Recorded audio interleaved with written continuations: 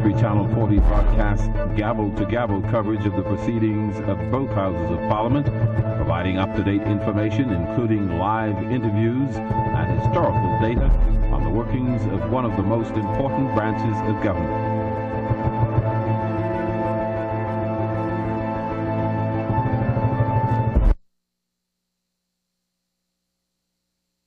Member of Parliament for South Channel's live coverage of the House of Assembly today.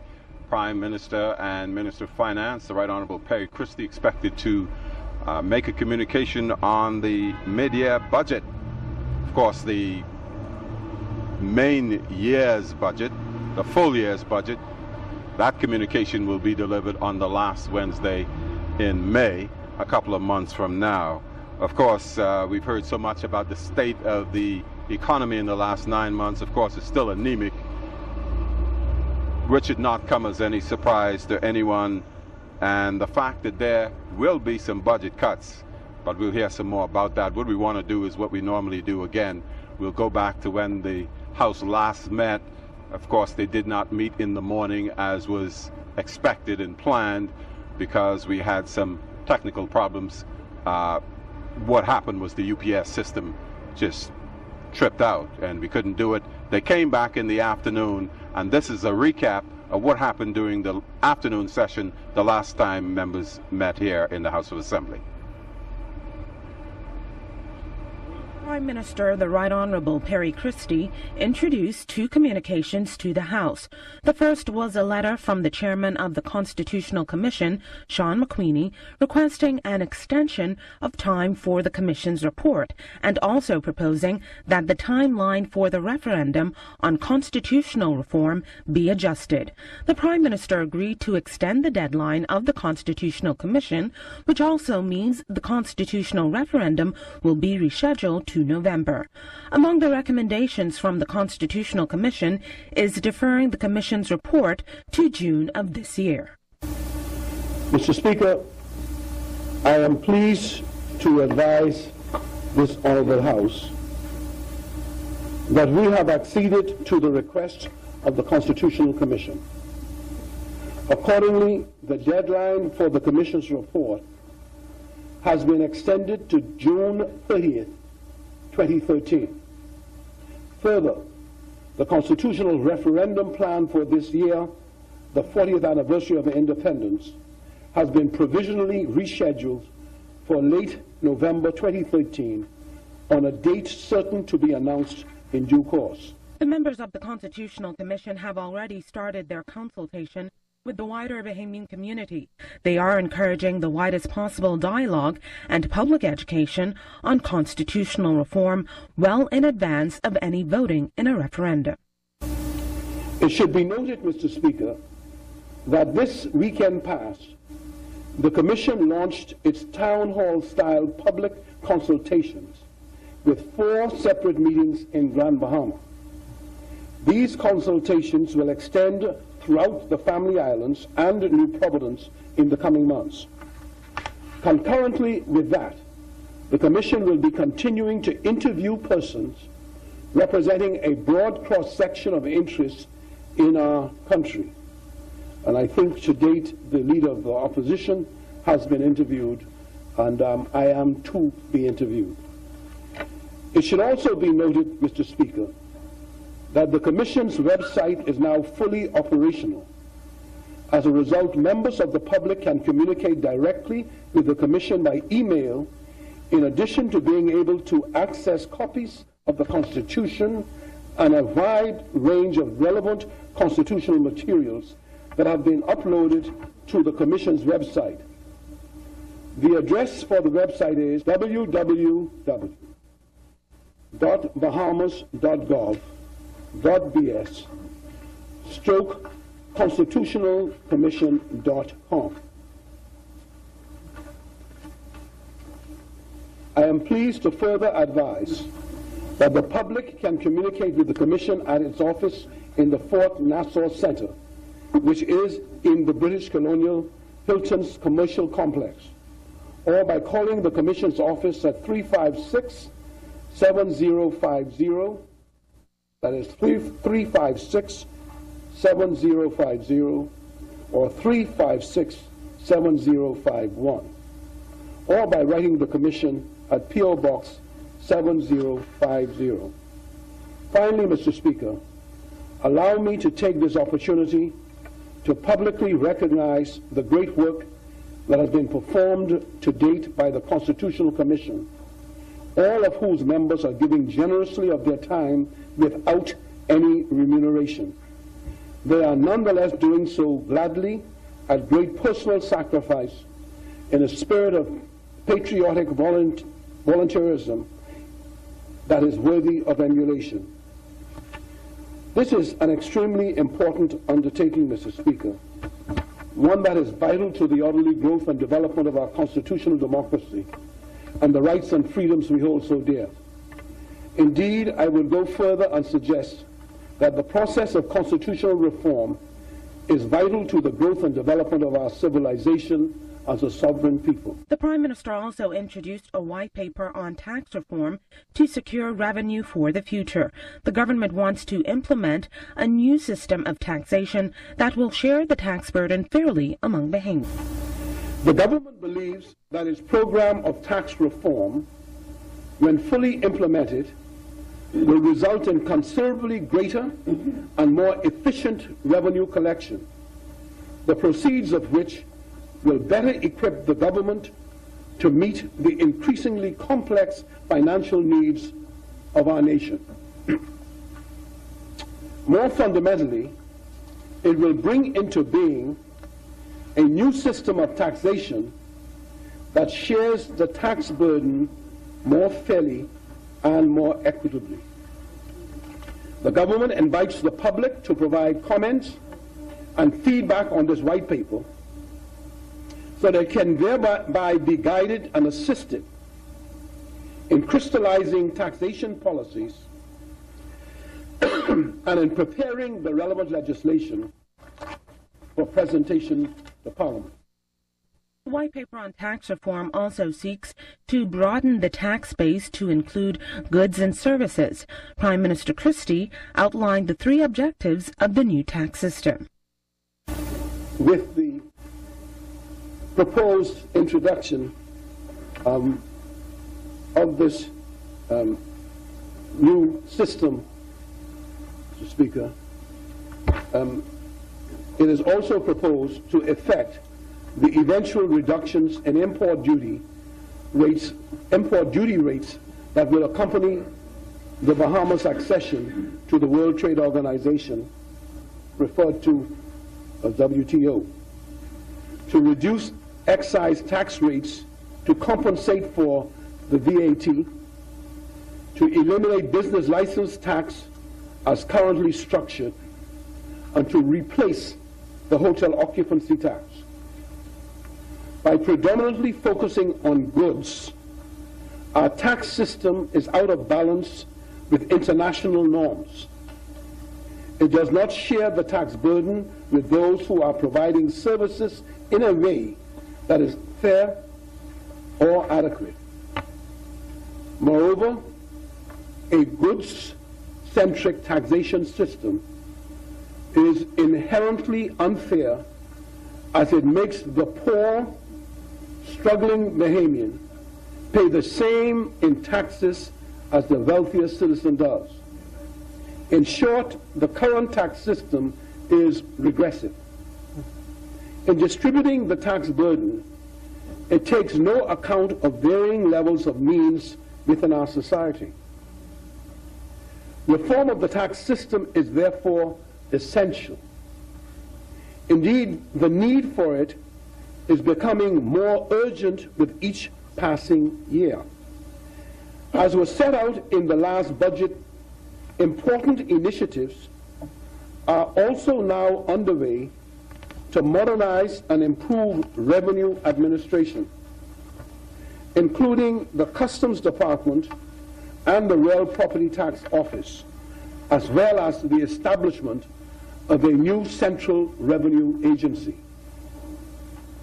The government believes that its program of tax reform, when fully implemented, will result in considerably greater and more efficient revenue collection, the proceeds of which will better equip the government to meet the increasingly complex financial needs of our nation. More fundamentally, it will bring into being a new system of taxation that shares the tax burden more fairly and more equitably. The government invites the public to provide comments and feedback on this white paper so they can thereby be guided and assisted in crystallizing taxation policies and in preparing the relevant legislation for presentation to Parliament. To achieve the goals within the new system, Prime Minister Christie stated that a value-added tax, VAT, is proposed and could be introduced as of July 1st, 2014. The afternoon session also saw Minister of National Security, Dr. Bernard Nottage, address the recent deaths of suspects in police custody. On Friday, the 8th of February, 2013, Jamie Jamaica Smith, a 33-year-old male suspect who was in custody at the Central Detective Unit in New Providence for questioning with reference to a number of matters, died in police custody at the Central Detective Unit. In a separate and unrelated incident, on Saturday, 9th February 2013, Aaron Roll, a 21-year-old male suspect who was in custody at Southern Police Station, Nassau, died while in a cell at that station. Pursuant to the provisions of the Coroner's Act, and to ensure that the investigations into these events are transparent and impartial, the matters were immediately referred to Her Majesty's Coroner, Mrs. Linda Virgil, who immediately visited the locations of both events to commence her investigations. Mr. Speaker, as the matters are now the subject of judicial inquests, public statements by me as a minister and by the police force must be limited to ensure that the inquest proceedings are not prejudiced. As the Minister for National Security, I give my personal assurance to the Bahamian people that your government remains committed to ensuring that the constitutional rights of all citizens and residents are protected. In this regard, Mr. Speaker, I would also wish to personally extend to the families of the deceased young men my sincerest condolences and those of the government of the Bahamas. It is my prayer that Almighty God, our greatest comforter, consoles and keeps them during this very difficult time. Mr. Speaker, I wish to inform the public that the Royal Bahamas Police Force is guided in its daily operations by policies and procedures. These policies and procedures are referred to as force standing orders and are mandated in law. Section 11, subsection 1 of the Police Force Act 2009 gives the Commissioner of Police the authority to issue force standing orders for the general control, direction, and information of the force. All police officers are currently guided by arrest and detention procedures, which are clearly delineated in the force standing orders. Mr. Speaker, as I indicated, I am not able to discuss any further details of the two in-custody deaths, as these are now fully within the purview of Her Majesty's Coroner. Notwithstanding, though, I can tell you that both victims were legally in police custody and that detention records, as mandated by force standing orders, were in place for both of them at the respective police facilities. I can also tell you, Mr. Speaker, that a number of officers from the Central Detective Unit and Southern Station have been placed on administrative leave pending the completion of investigations by Her Majesty's Coroner. I add that this is not to suggest any culpability or otherwise. It is simply to ensure that procedures are followed which will allow the process and natural justice to everyone involved, both the police and the victims. Mr. Speaker, we have clear mandates in law which dictate what must happen when any death occurs in the Bahamas. These two in-custody deaths are being independently investigated, and I invite all of us to allow the law to run its natural course. The mid-year budget communication will begin today in the House of Assembly and debated on March 6th. For the Parliamentary Channel, I'm Cyan Thompson. That, of course, was a recap of what transpired when the House last met. We spoke a little earlier with the Minister of State in the Ministry of Finance, Michael Halkitis, who said that the Bahamians can rest assured that there's a good team in place and they're going to pilot the ship properly. Well, that budget communication still ahead, and so let's join members of the House now as they prepare to listen to the Prime Minister present his mid-year budget communication.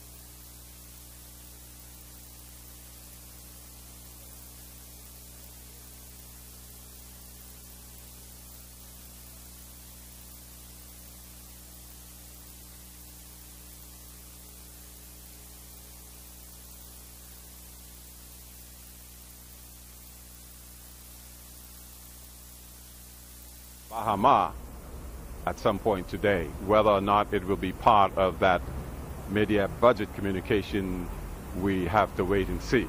Again, one of the things that we're looking forward to, and everybody's looking forward to with anticipation, is what is the government going to do with respect to budget cuts. And we know in the news there has been a lot about a letter that was sent to the College of the Bahamas telling them to look for ways to effect cuts that would not affect the efficiency of the operation. Again, we don't know which other ministries and departments will have to implement the budget cuts. It could very well go across the board. One of the things we know is that invariably ministries and departments submit budgets. In some cases, there's no way that they could ever spend the money that they ask for. But again, we'll have to look and see which of those ministries are the ones that will be experiencing budget cuts. One of the other things that the leader of government business in the House forecast that they would try to deal with today will be the insurance amendment bill. And this, again, is one of those financial bills, really, that were mandated, if you will, by the OECD as the government continues to ensure that it is in compliance with all of the rules and regulations that are put on the financial centers, of which the Bahamas is one. Again, that is one of the things that the government is expected to address today. Again, we are beginning a little later than 10 o'clock. And at this point, I want to welcome those who have been listening to Radio 1540, the National Voice, and of course Radio 810 in Freeport, Grand Bahama. In a short while, I'd like to say a few moments, but in a short while, we expect to hear from the Prime Minister, who's also the Minister of Finance, with the mid-year budget communication. And that will lay out the financial state of the country at this time. Again, of course, the real full year budget will be presented at the end of May. The last Monday in May is when that budget communication will be delivered. And of course, in June, the month of June, will be given over to debate both in the House of Assembly and in the Senate before that budget is sent on to the Governor General for his signature. Of course, the budget will have to be debated and prepared before July 1st, when the fiscal year comes to an end.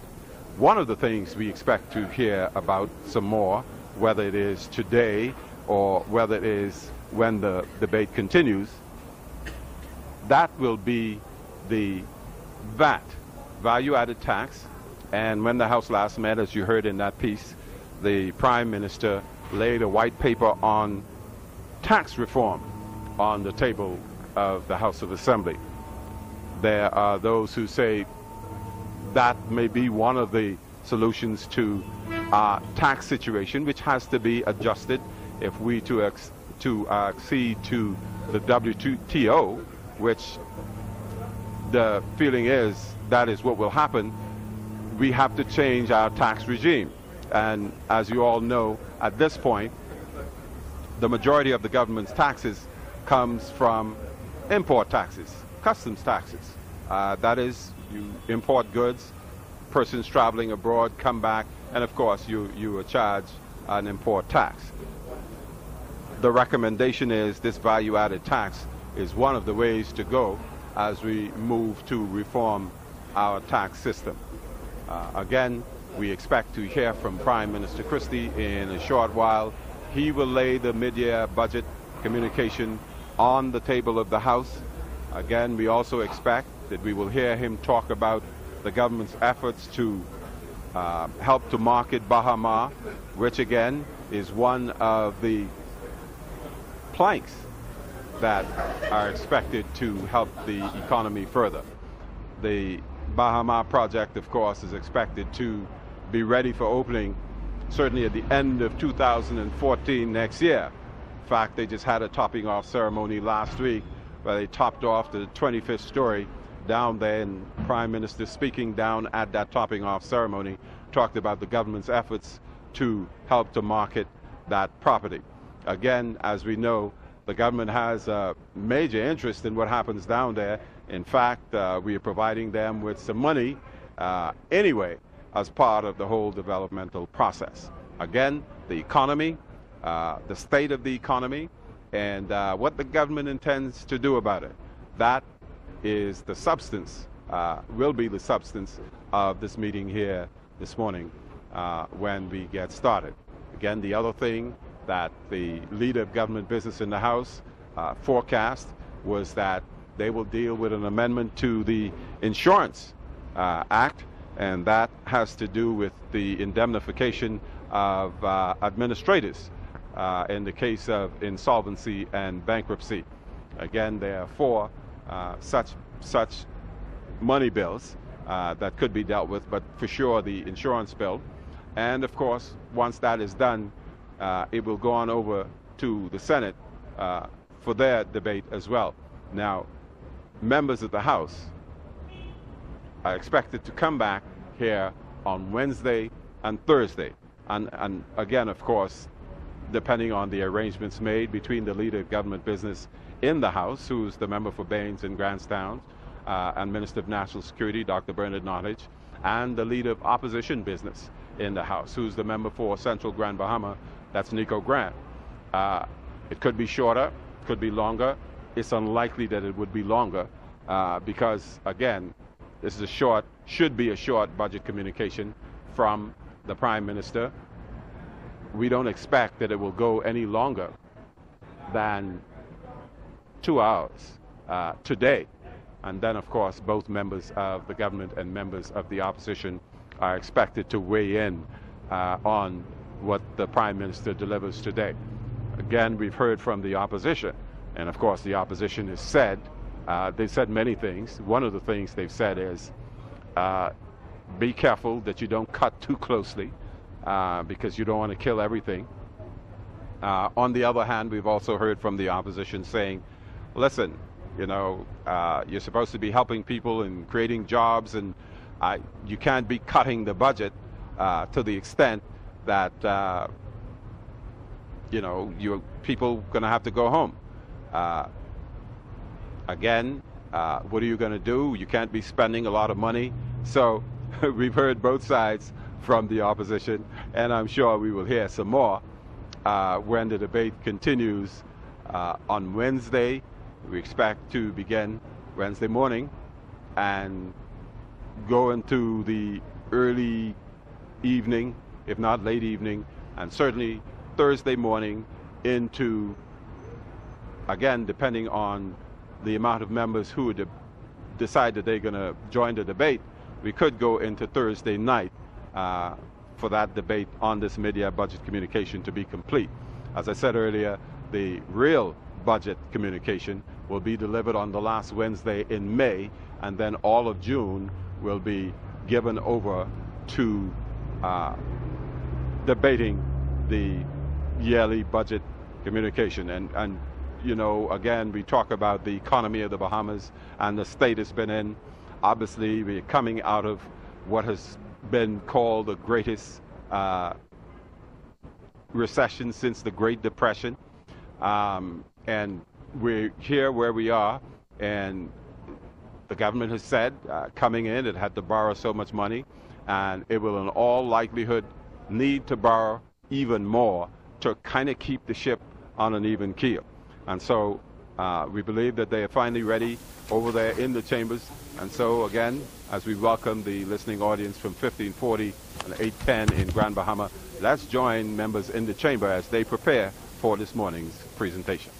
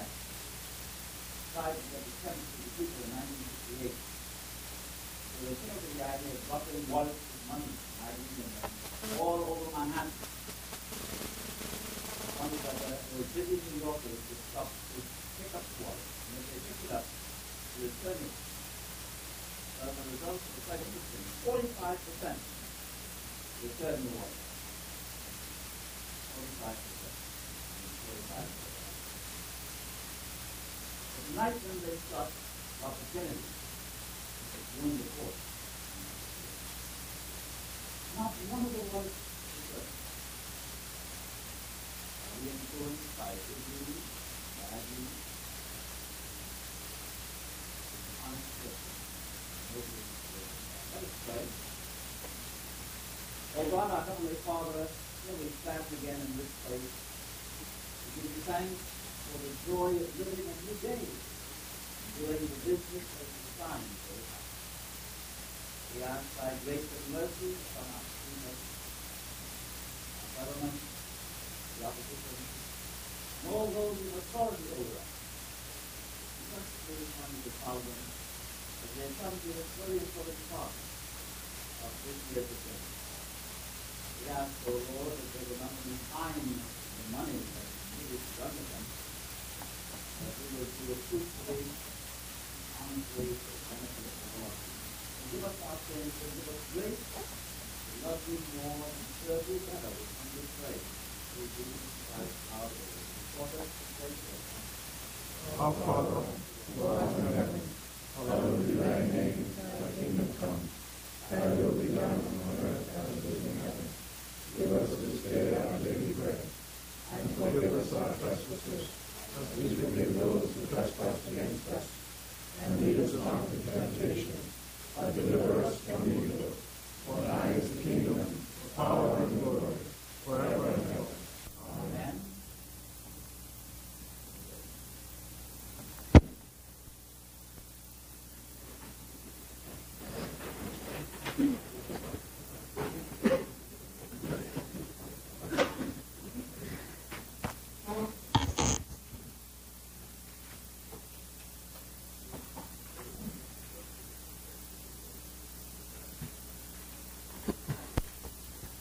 Good morning, honorable members.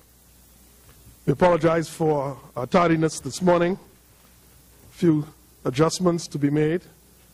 We will do our endeavor best to start a little bit more at the appropriate time at our next sitting. Today is Monday, February 25th, 2013, and I wish to welcome you back to this honorable house. At our last sitting, we suspended at Communications by Ministers section of the order of business. Before we commence our proceedings today, kindly indulge the chair for brief remarks. Congratulations are extended to the One Bahamas Committee for staging a very successful unity walk this past Saturday morning at 6:30. There were walkers, runners, bikers, and those who chose to drive in golf carts, who participated in what I would coin a wonderful exercise in commitment and endurance. Due to the severe aches and pains that I endured up to yesterday, either I am terribly out of shape or the distance was too long, or both. Nonetheless, it was a wonderful time had by all. I didn't see many members from this place.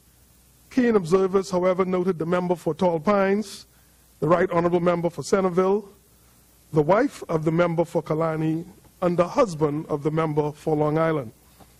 Perhaps there were more of you, but I was so far behind, I may have missed you. It was a great atmosphere as the spirit of a unified Bahamas permeated the air. Congratulations once again to the One Bahamas Committee. I would also like to extend congratulations to Apostle Ed and Prophetess Lee Watson and the Trinity City of Praise family for yesterday's wonderful celebration of 25 years of spiritual leadership in our country.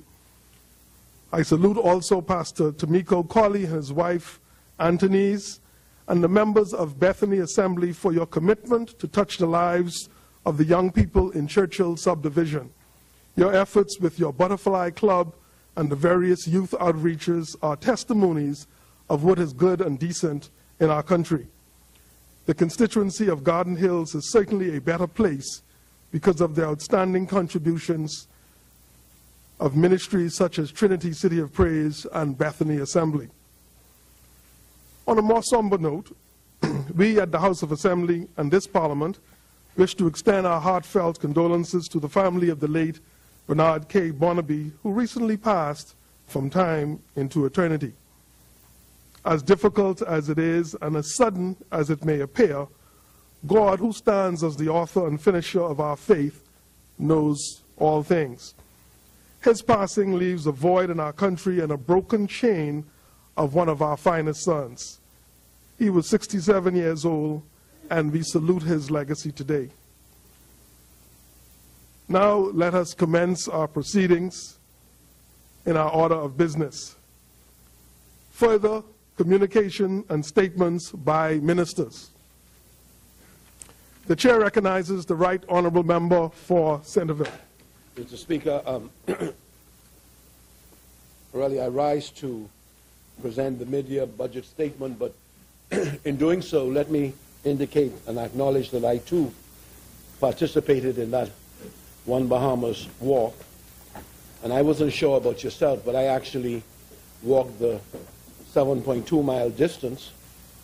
And my misfortune was I associated myself in the walk with 3 young ladies. And even when I got tired and the Lord told me I should stop, my pride kept me going. And when I was about a mile short of the distance, I said, Christy, you've done enough for pride. But I just kept on doing it. But like you, or maybe unlike you, I'm still feeling the effects of it. And so, secondly, I would like truly to give by way of apology to Apostle Mr. and Mrs. Watson, Lee and Ed, because I had a cabinet meeting yesterday at a time when I was scheduled myself to participate in their 3 o'clock service, their anniversary. Having said that, sir, I have the honor to present the mid-year budget statement for the 6-month period ending 31st of December 2012. In this statement, my government is committing itself to a course of prudent stewardship of the nation's economy and fiscal affairs. It includes no increases in taxes.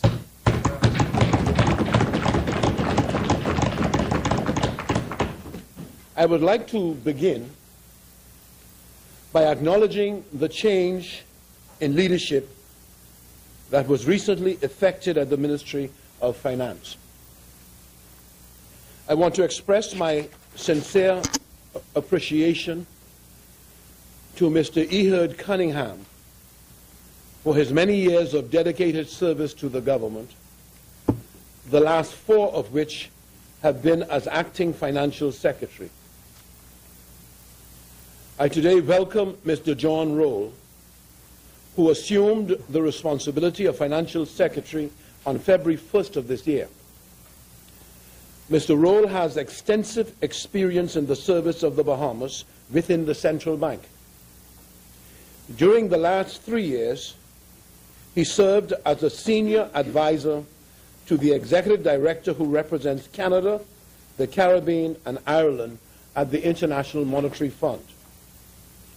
In that capacity, he gained invaluable exposure to the fiscal challenges confronting the Caribbean region, as well as other constituencies within the International Monetary Fund. He will therefore be well placed to lead the Ministry of Finance as it addresses the important challenges of the future. Mr. Speaker, in our Charter for Governance and the speech from the throne, my government set out an aggressive plan to transform the Bahamian economy and society for the benefit of all Bahamians. We are firmly committed to the pursuit of the various critical components of that plan by, among other things, 1, relentlessly attacking the crime problem, which is vital to creating an environment propitious to strong growth and job creation. 2, strengthening our key tourism industry. 3, promoting additional foreign direct investment across the country, and particularly in Grand Bahama and the Family Islands.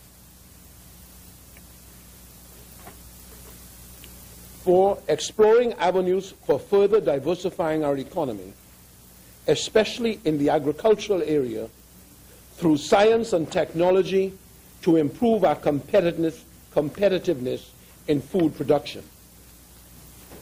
2 initiatives will play a pivotal role in the transformative process, namely an agricultural and marine science institute on North Andros and a 20-year development plan that has been developed for an innovative, science-based and technology-driven agricultural sector.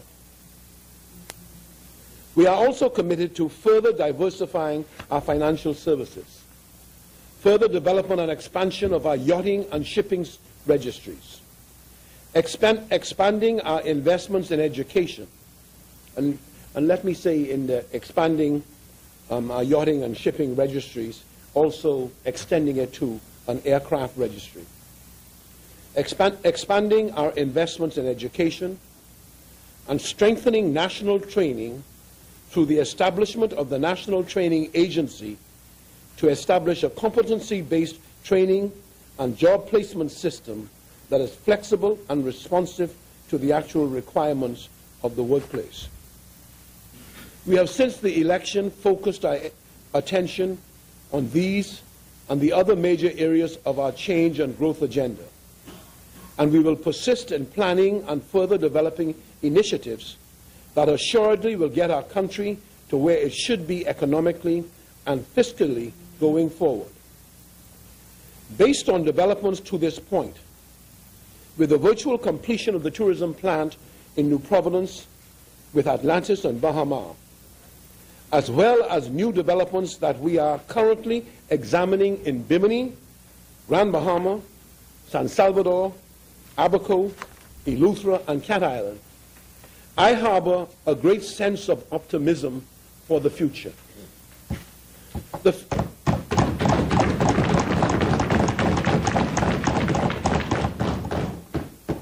fiscal measures that I will set out in this plan are an integral component of our growth strategy and will ensure that the government will be soundly placed financially to implement the full complement of initiatives that comprise that strategy. As such, it is desirable that we move to address the fiscal challenges as promptly as possible. Mr. Speaker, shortly after the elections in the 2012-2013 budget communication, I indicated that my government had inherited a very difficult fiscal situation from its predecessor, which, in addition to a large negative imbalance between recurrent expenditure and revenue, also featured significant cost overruns and carryover expenditure into the current fiscal year. As a result, our room to maneuver was severely constrained as we developed the 2012-2013 budget within a very tight time frame from the May or after the May 2012 elections. In light of this situation, I stated our firm commitment to restoring public finances to a healthier and more sustainable position. And to that end, I outlined specific and significant structural reforms that would be implemented as part of a medium-term fiscal consolidation plan. In particular, I laid out plans to implement a fundamental reform of our tax system and to strengthen our system of tax administration. I will shortly provide a brief update on the status of these various initiatives. However, economic and fiscal developments in the first half of the 2012-2013 fiscal year have been less than favorable than had been expected, and the government has had to make operational adjustments to ensure that we deliver on the full fiscal year targets. In the first half period to December 2012, we noted the following: weaker than expected economic growth, and consequently lower than expected recurrent revenue collections. Early in the 2012-13 fiscal year, the government was also obliged to reduce its level of short-term bank financing, which had accumulated due to the consistent shortfalls in the projected revenues over the last 3 fiscal years, 2009 to 10, 2011 to 12. The short-term financing was provided by the central bank through advances and the purchase of treasury bills, and by the Royal Bank of Canada through an increase in the then government's overdraft facility to $200 million from the normal $100 million. When we came to office, we also faced some $100 million in carry-over expenditures from the 2011 to 2012 fiscal period. This $100 million expenditure included the following obligations that we inherited. Unpaid checks and wire transfers, $63.14 million. So unpaid checks and wire transfers, $63.14 million. Secondly, with respect to the 52-week job program, $23 million to be paid.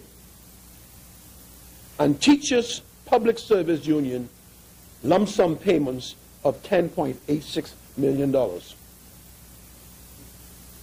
On top of facing these unpaid bills, the government has proceeded to reduce the overdraft facility in keeping with our debt management reform exercise, which was foreshadowed during the debate on the amendment to the Financial Administration and Audit Act, which took place in November 2012. The benefit of this reduction of the overdraft facility is that it will substantially reduce the overall cost of financing. Nevertheless, these bills must be paid. With these adjustments in short-term financing facilities, it is necessary to settle these obligations through longer-term borrowing. In December of 2012, Moody's announced a downgrade in our country's credit rating, along with a negative outlook. To underpin its statement, Moody's cited a significant deterioration of the government's balance sheet since 2007, which was exacerbated by a low revenue base and a high rising debt level. In September 2012, Standard & Poor's downgraded the outlook for our credit rating to negative over similar concerns about our debt dynamics and the strength of our commitment to fiscal reforms. The latest International Monetary Fund Article 4 staff consultation report that was presented to the Executive Board of the Fund on February 4th of this year also calls for the implementation of a medium-term framework for broad-based fiscal consolidation to address, in its words, the imperative of a lower debt burden. Mr. Speaker, I want to stress at this point, and in the strongest terms possible, that these are not merely academic matters of little interest to the average Bahamian. As I will explain shortly, the fiscal straits in which the government finds itself have a direct and significant bearing on both the affairs of government and the daily lives of our citizens. As well, we face the prospects of higher rates of interest on any future borrowings at a time when our annual interest expenses already exceed $200 million and consume roughly 1 out of every $7 we earn, 1 out of every 7 revenue dollars. That is money that is simply siphoned away from the valuable programs and services that the government could be providing to the public each and every year. Moreover, the additional financing needs of government that are met in the domestic market divert credit that could otherwise be available to Bahamian businesses and the general public. Let me say it again. Moreover, the additional financing needs of the government that are met in the domestic market divert credit that could otherwise be available to Bahamian businesses and the general public. Thus, we now stand at a critical juncture that calls for immediate and resolute action. By both addressing the near-term fiscal pressures that we face and pursuing the implementation of a concrete and credible medium-term fiscal consolidation plan, we will return the public finances to a more desirable and sustainable position. And we will do so because we have to.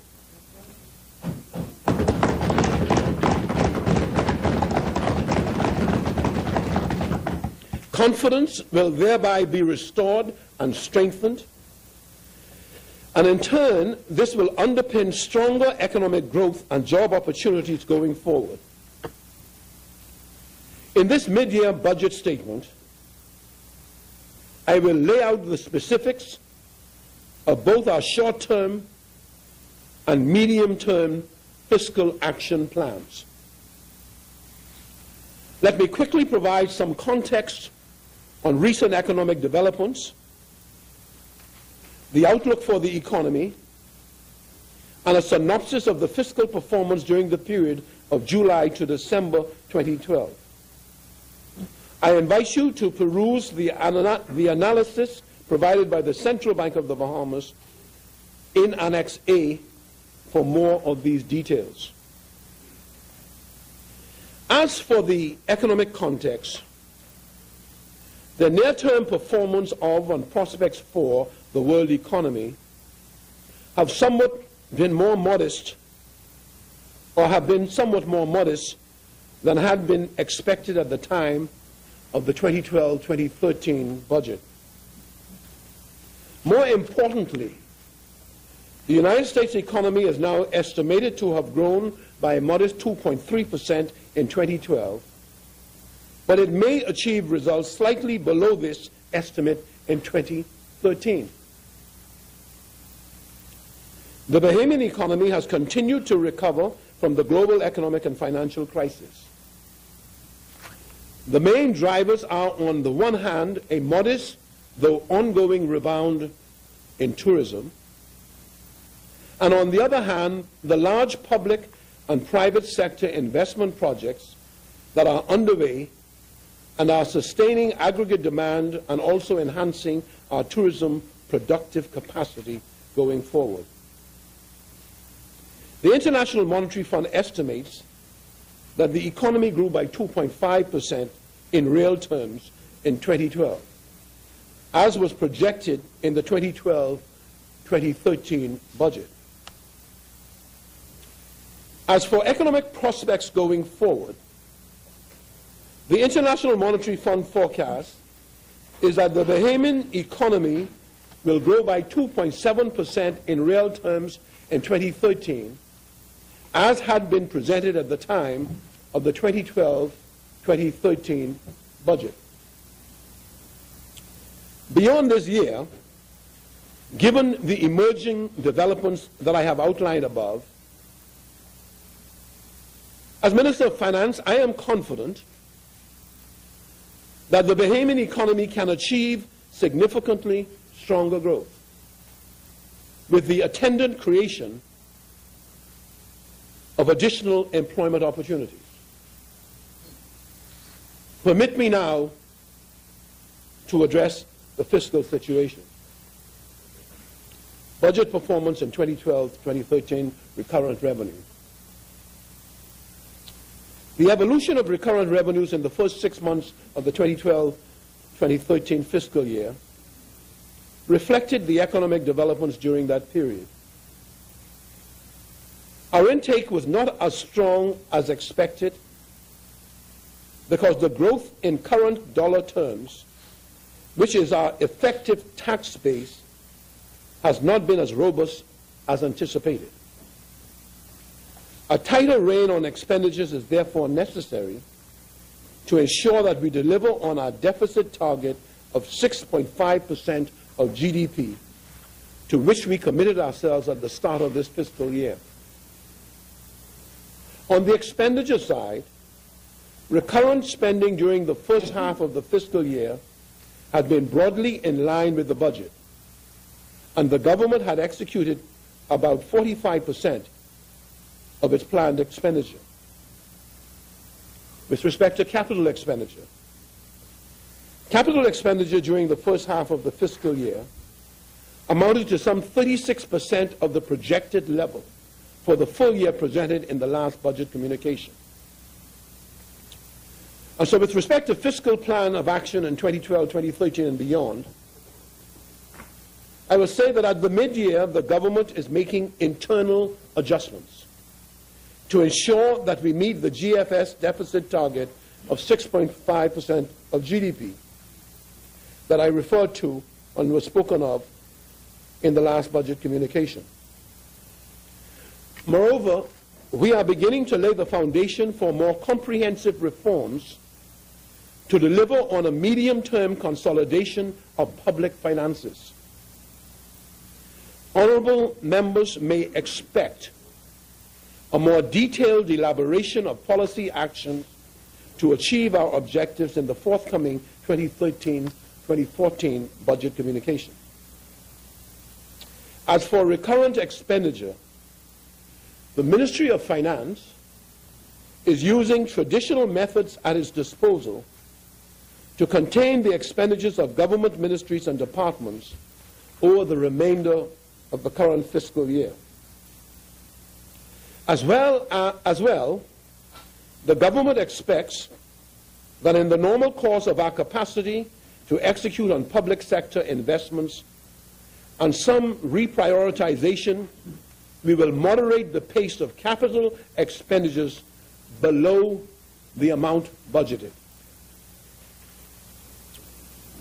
What is more important, though, are the structural enhancements we are making to improve revenue performance. To improve revenue performance and to tighten expenditure controls over the medium term. Beyond the measures set out below, it is incumbent upon me to signal now that the government will engage over the coming months leading up to the 2013-2014 budget communication in a comprehensive review and assessment of all revenue areas with a view to seeking means of enhancing the government's revenue collections going forward.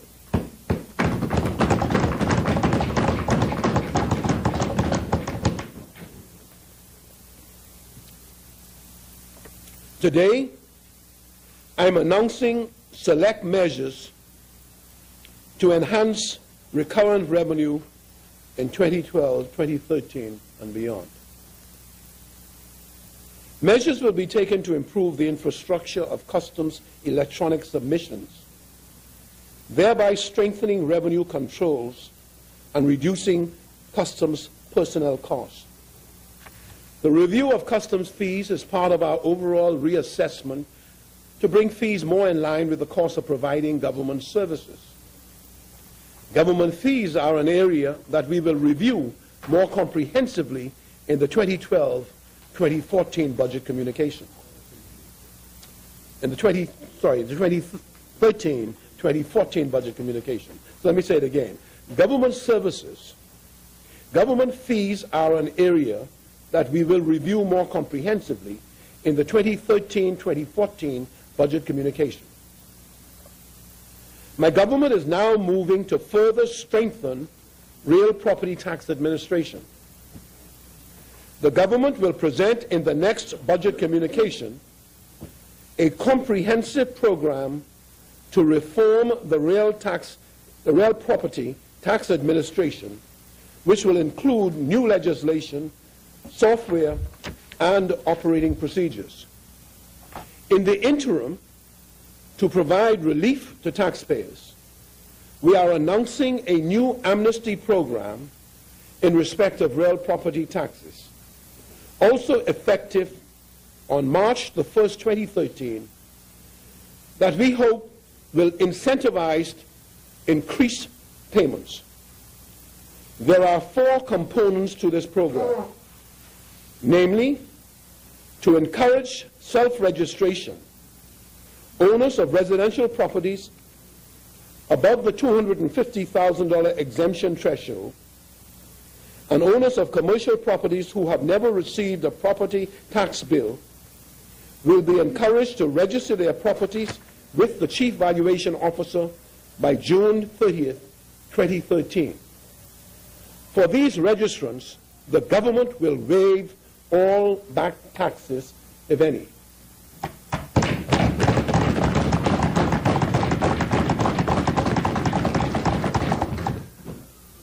To encourage registered property owners with arrears to become current with their tax payments, the government will provide waivers as follows.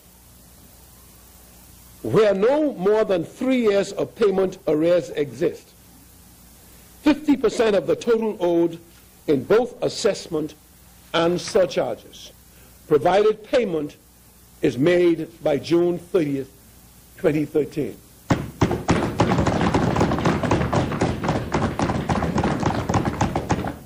Where accumulated arrears for more than 3 years exist, 100% of surcharges only will be waived provided payment is made by December 31st, 2013.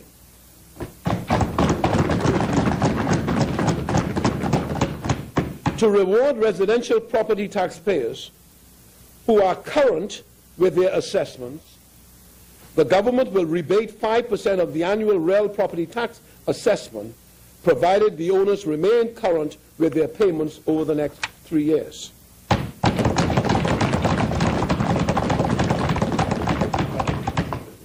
And so, Mr. Speaker, to make real property tax more client-focused, we have introduced a process to automatically review all instances of year-on-year variations in residential property tax assessments of more than 15%, or where the average yearly increase between re-evaluations exceeds 10%. These efforts are being taken to clean up the real property tax register and modernize the administrative infrastructure, so that going forward, the government can take a firmer stance in enforcing compliance. In order to provide enhanced assistance to small business operators, and with a view to promoting growth and job creation,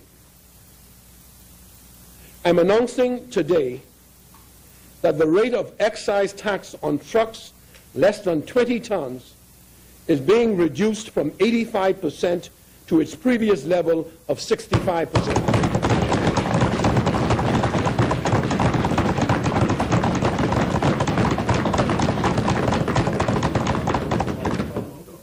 That is also expected to generate increased revenue for government through increased purchases of trucks.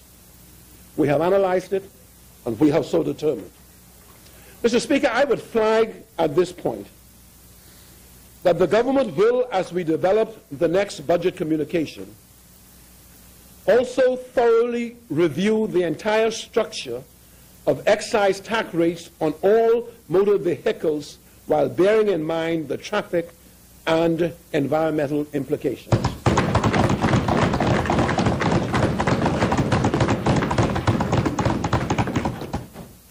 These immediate fiscal actions in respect of recurrent expenditure, capital expenditure, and recurrent revenue will help us secure the 2012-2013 GFS deficit target that was presented in the last budget communication, namely 6.5% of GDP, but more fundamentally set the tone for broader reforms which we will unveil in the near term.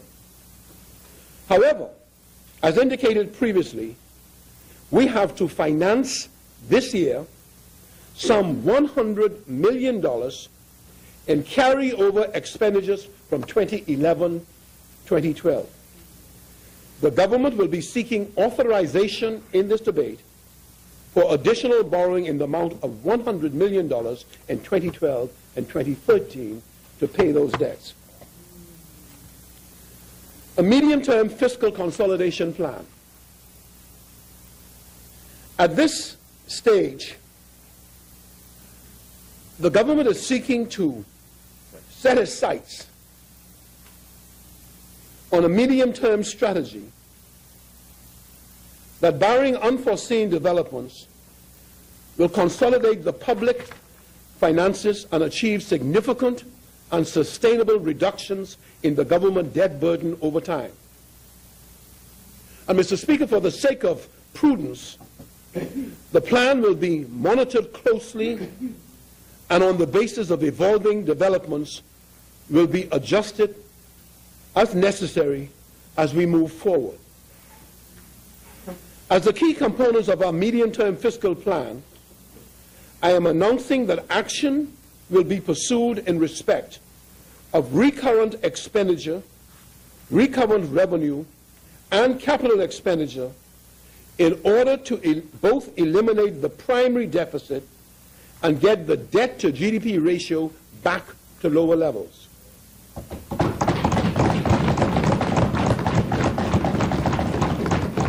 The primary deficit excludes interest charges on the debt and debt repayments and represents the key indicator of debt sustainability. Now, on the recurrent expenditure front, we intend and will implement a steady decline in its ratio to GDP by 0.5 percentage point of GDP per year. We are establishing a parameter, a target, a goal, and we intend to maintain it. 0.5% of GDP per year, beginning in 2013 to 14 and on through 2016 to 2017. As such, we intend to reduce the ratio of recurrent expenditure to GDP from the projected 21.1% over the course of this fiscal year to 19.1% of GDP by 2016 to 2017. So, Mr. Speaker, we are committing ourselves to a course of action that is intended to stick a pin in where we are now at 21.1% and to move it in a steady and ordered way to 19.1% of GDP by 2016-2017. On the capital side, we believe that a sustainable medium-term target is 3% of GDP, which in today's level translates into annual investments in the area of $250 million. So, Mr. Speaker, we will move toward that target by restricting capital expenditure to 3.5% of GDP in 2013 and 2014. If we are going to reach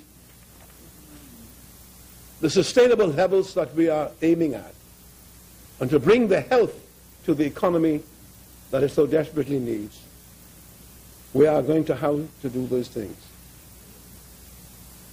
Finally, we are targeting structural reforms, Mr. Speaker, that would improve the revenue yield over the medium term by almost 4% of GDP to 21.5% of GDP in 2016-2017, from now 17.6% in 2012 to 2013. So again, revenue targets are being established where we are intent on moving with all of the policies necessary to achieve those targets. The successful implementation of this plan over the medium term is projected to result in, 1, a return to surpluses on recurrent account by 2015-2016.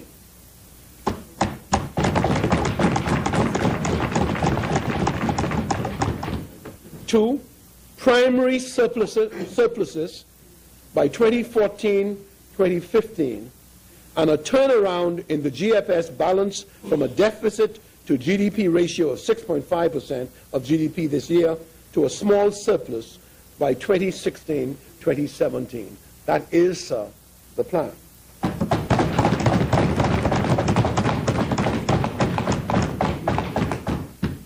So in summary, through these efforts, we expect to be able to arrest the growth in the debt to GDP ratio by 2014-2015 and to begin a gradual reduction in the ratio to just over 50% of GDP by 2016-2017.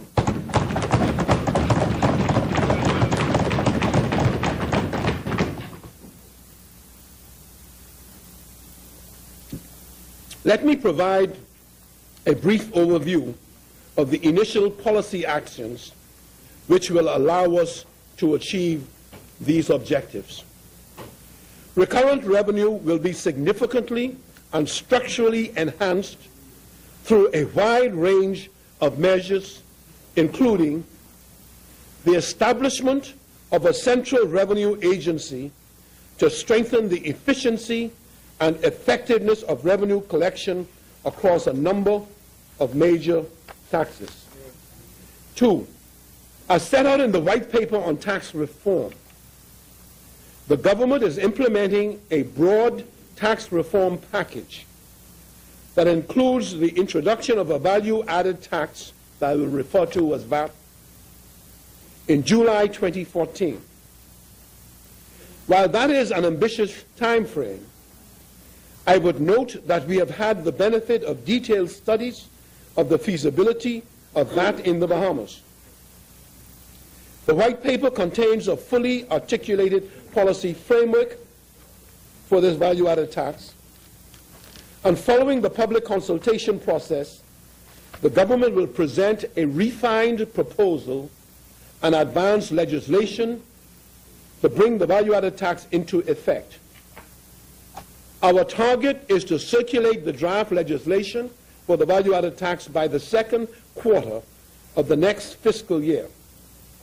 With the introduction of the value-added tax, along with the reductions in other taxes set out in the White Paper, we expect a net 2.2 percentage points of GDP improvement in recurrent revenue annually. The government is committed to wide-ranging reforms of the property tax administrative system that will add 1% of GDP to recurrent revenues by 2016-2017. We are undertaking a comprehensive customs reform and modernization program assisted by the Inter-American Development Bank that will add revenues equivalent to 0.5% of GDP. The new Customs Management Act will be brought into force by July 1st, 2013, providing a modern legislative framework for customs operations.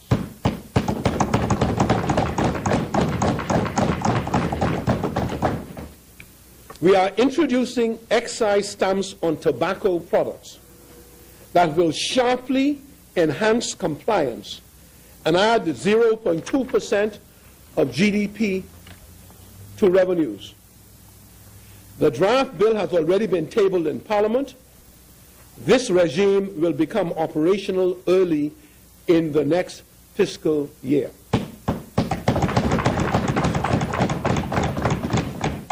All told, Mr. Speaker, these measures will contribute to boosting the revenue yield of our tax system by almost 4 points of GDP by 2016-2017. That will bring our yield somewhat closer in line with that generally found elsewhere in the Caribbean. Will take place within the scope of the new Financial Administration and Audit Act, which will be brought fully into force by July 1st, 2013. The Ministry of Finance, in a determined fashion, I want you all to hear me on this one, but this is where the rubber meets the road. The Ministry of Finance, in a determined fashion, will enforce expenditure discipline and accountability across all government ministries, departments, and public corporations.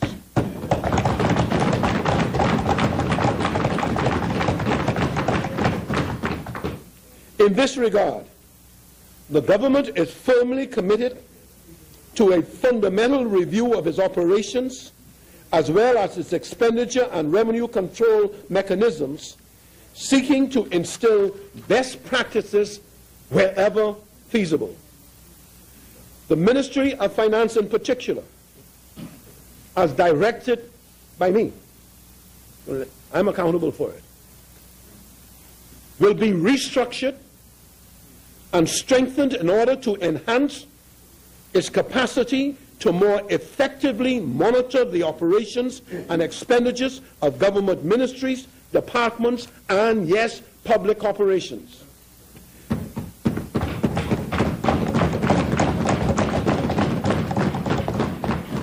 We will vigorously strive for higher levels of accountability and transparency. In particular, the Ministry of Finance will undertake urgent and specific actions to deal with electricity consumption, communications costs, and the management of government assets and motor vehicles, specifically across all areas of government.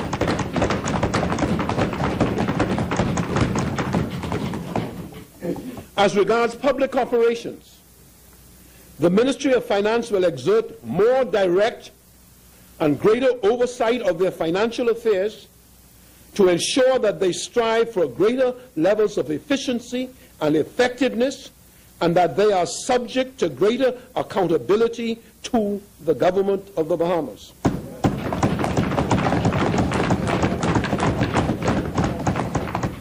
This will allow our budgeting process to be more comprehensively informed by the budgets of public corporations, and so that a truly comprehensive approach to fiscal discipline is achieved.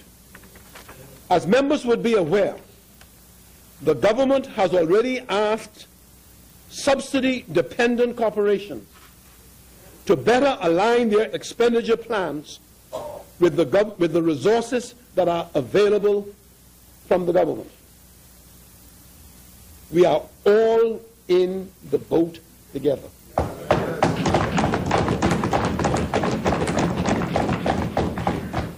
As well, Mr. Speaker, as the planning function of the Ministry of Finance will be strengthened, that new investments and projects that are being entered into by the Ministry of Investments and others will be reviewed in an economically and financially sound and effective manner.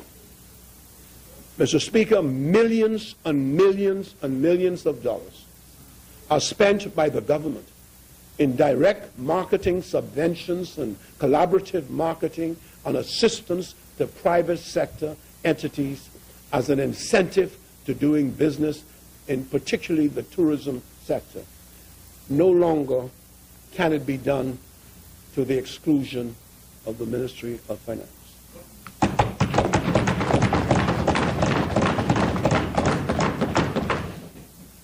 Also, under the Financial Administration and Audit Act, the government will introduce new public sector procurement regulations by September 1st, 2013, which will impose greater controls and greater efficiency on public spending for goods and services for all public entities, including public corporations.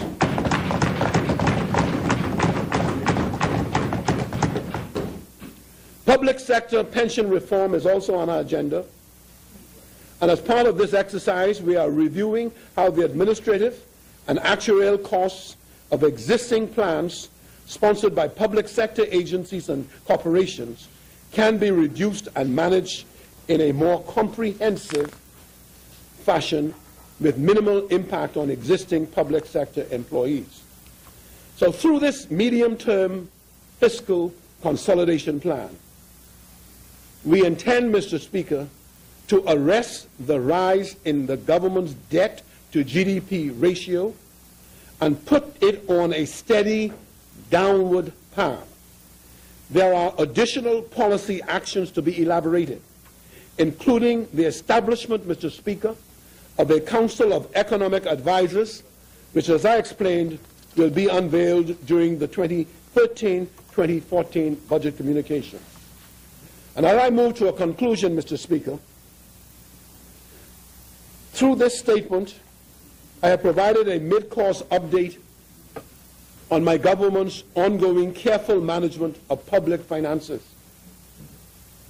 That stance is solidly anchored in our fundamental fiscal anchors and is designed to return us, the Bahamas, to a more prudent and sustainable levels of government debt over time.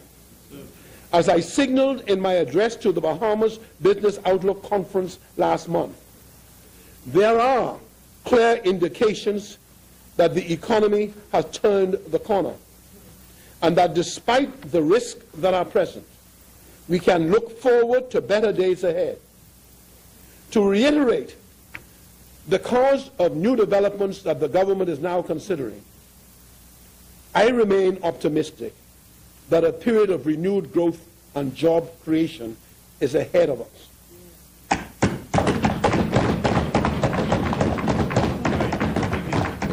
I draw the attention of honorable members to the table on public finances and Annex B to the statement. And Mr. Speaker, I have the honor to present the mid-year budget statement. Yes, sir.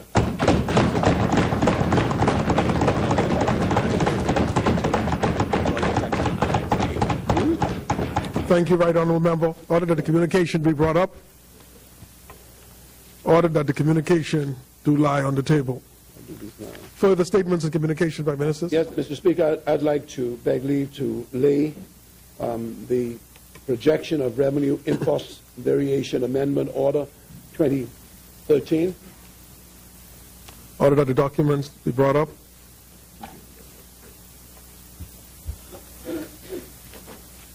Order that the documents do lie on the table. Further statements and communication by ministers? Leave to lay on the table real property tax amnesty order 2013. Order that the documents be brought up. And order that they lie on the table. Further statements and communication by ministers? Mr. Speaker, I'd like to make a further communication that was based on information passed to me en route to the House of Assembly.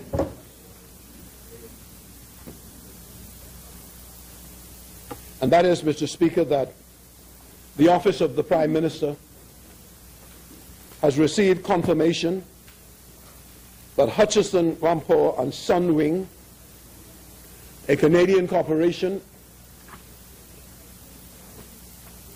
have agreed the terms of the lease, the scope of work, and the renovation cost to convert the 400-room Reef Village into a modern, all-inclusive facility to be operated as a 5-star Blue Diamond resort in Freeport, Canada.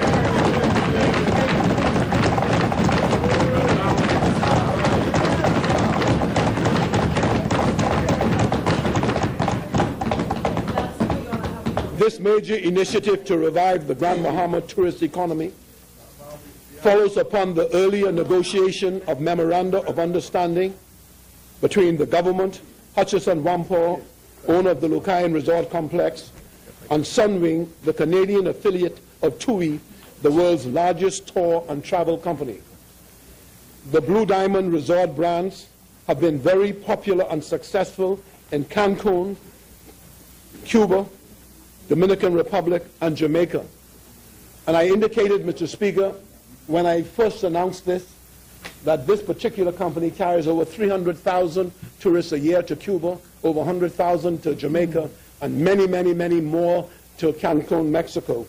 And they fly their own aircraft. In the coming weeks, Mr. Speaker, construction will get underway, providing several hundred much-needed jobs for contractors and construction workers.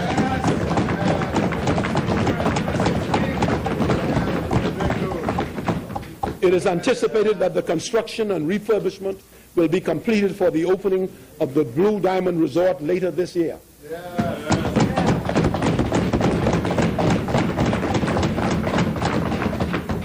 As a part of this major initiative, Sunwing, when the new resort opens, will operate several flights per week from Canada to Freeport and support airlift programs from the United States to Freeport.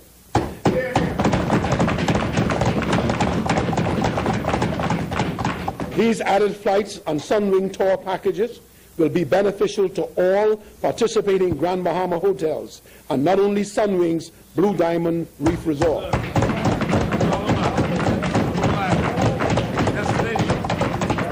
Mr. Speaker, the combined hotel airlift and tour operations of Sunwing and its affiliate Blue Diamond Resorts will create over 1,000 new jobs in Grand Bahama.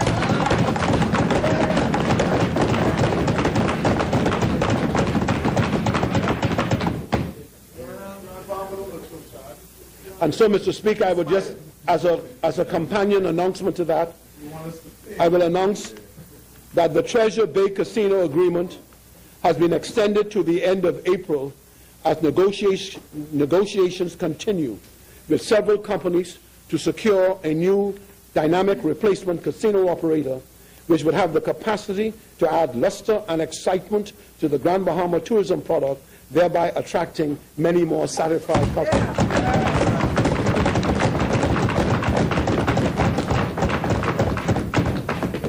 Thank you, Right Honourable Member. Ordered that the communication be brought up.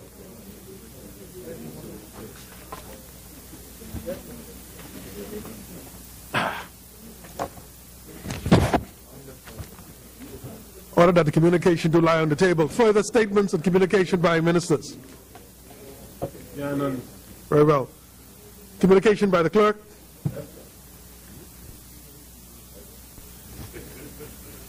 Mr. Speaker, I beg leave to report the delivery of message number 9 to the Honorable the Senate. Very well. Messages from the Governor General. Messages from the Senate. Motion for leave of absence, leave to resign seat and new writs. Presentation of petitions. Presentation of reports of committees. Adoption of reports of committees. First reading of bills. The Chair recognizes the Honourable Member for Golden Isles. Thank you, Mr. Speaker. Mr. Speaker, I beg leave to introduce and have read for the first time the following: a bill for an act to amend the Excise Act.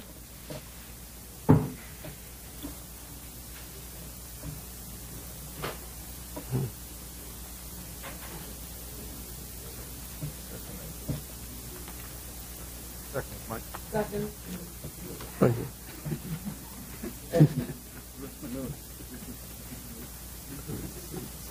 Excise Act.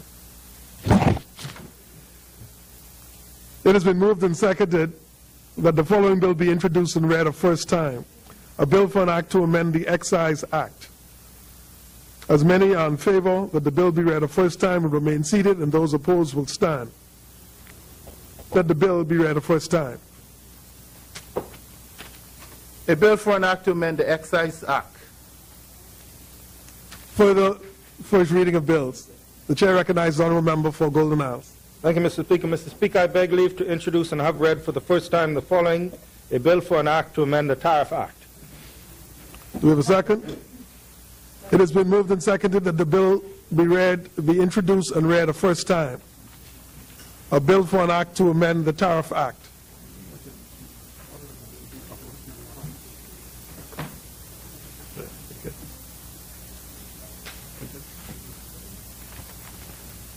The bill has been brought up. It has been moved and seconded that the following bill be introduced and read a first time. A bill for an act to amend the Tariff Act. As many are in favor that the bill be read a first time will remain seated, and those opposed will stand. Ordered that the bill be read a first time. A bill for an act to amend the Tariff Act. For the first reading of bills, the chair recognizes the honourable member for Golden Isles. Thank you, Mr. Speaker. Mr. Speaker, I beg leave to introduce and have read for the first time the following: a bill for an act to amend the Real Property Tax Act. Order that the bill be brought up.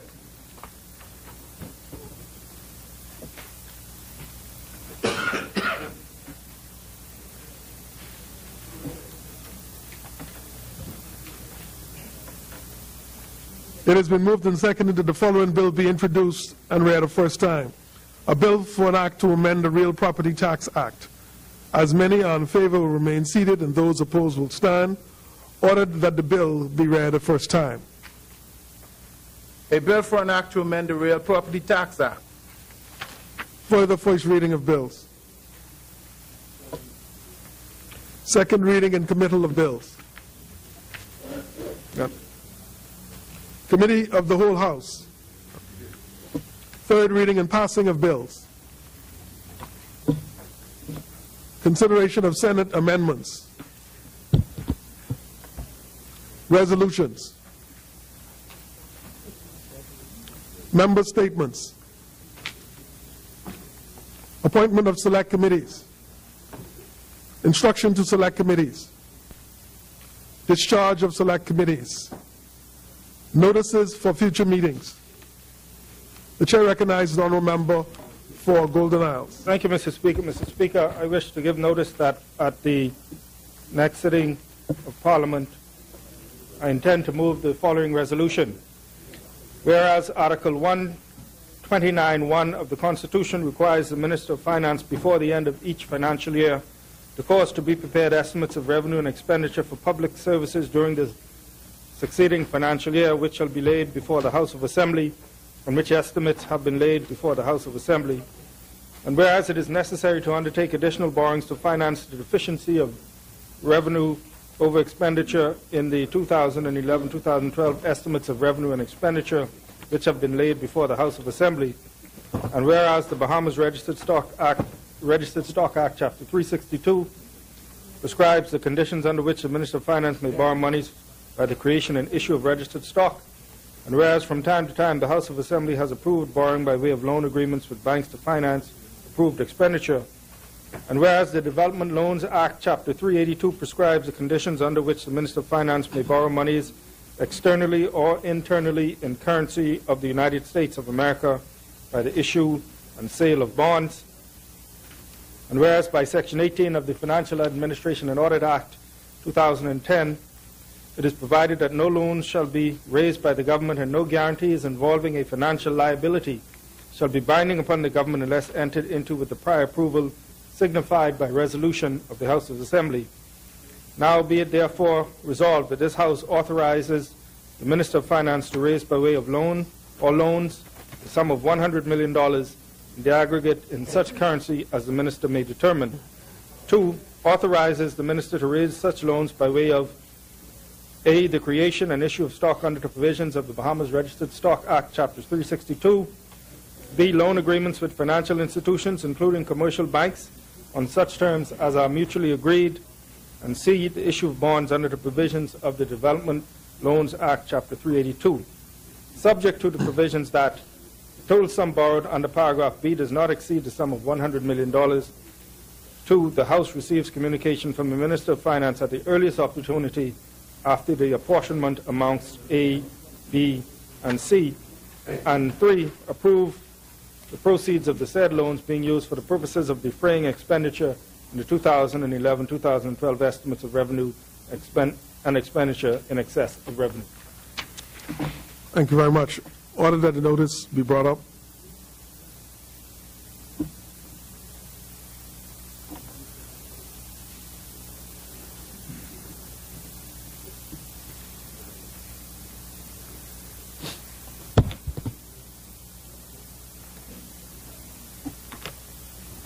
Order that the notice do lie on the table.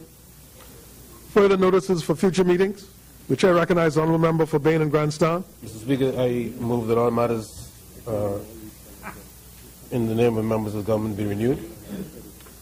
Very well. Second. Move.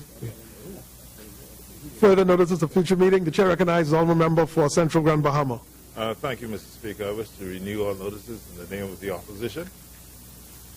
Secondly, I wish to give notice that at the next meeting I propose to ask the Minister of Public Works the following questions. Will the Minister please provide the list of the contractors invited to bid and their respective bids for the Marsh Harbour and Settlement Roads repair in Abaco? 2, will the Minister provide this House with a copy of the contract issued?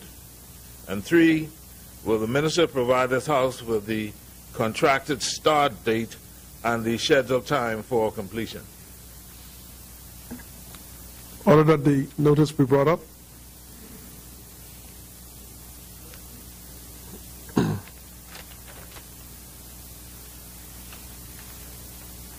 Order that the notice do lie on the table. Further notices for future meetings. The chair recognizes the honourable member for Bain and Grandstand. It is our intention to facilitate a budget debate statement, a media statement, to begin on Monday, 4th of March. And our intention would be to complete the debate as quickly as possible. March 4th, Monday, Wednesday, and Thursday of that week, if necessary. Very well. Adjournment. The chair recognizes the honourable member for Bain and Grandstand. I move that the House does not adjourn to March the 4th at 10 a.m. 2013. Move a second. It has been moved and seconded. The House is advising to adjourn to March 4th at 10 a.m. the year 2013. As many in favor will remain seated and those opposed will stand.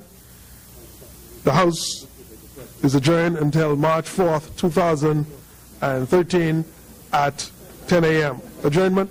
I move that the House do now adjourn. It has been moved and seconded that the House do now adjourn. As many in favor will stand.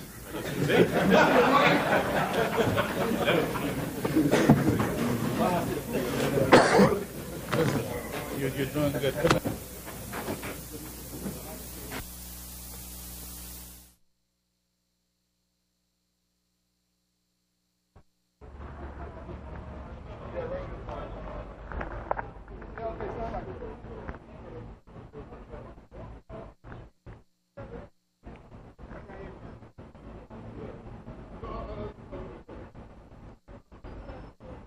Well, that ends today's budget communication, media budget communication from Prime Minister Christie. Quite a lot in there that you will hear from in the Bahamas tonight and at 1 o'clock on the Bahamas Radio Network. Carla Palmer and Cyan Thompson will have a lot of that meat. At the end, though, Prime Minister Christie making an announcement that will make the people, should make the people in Grand Bahama very, very happy.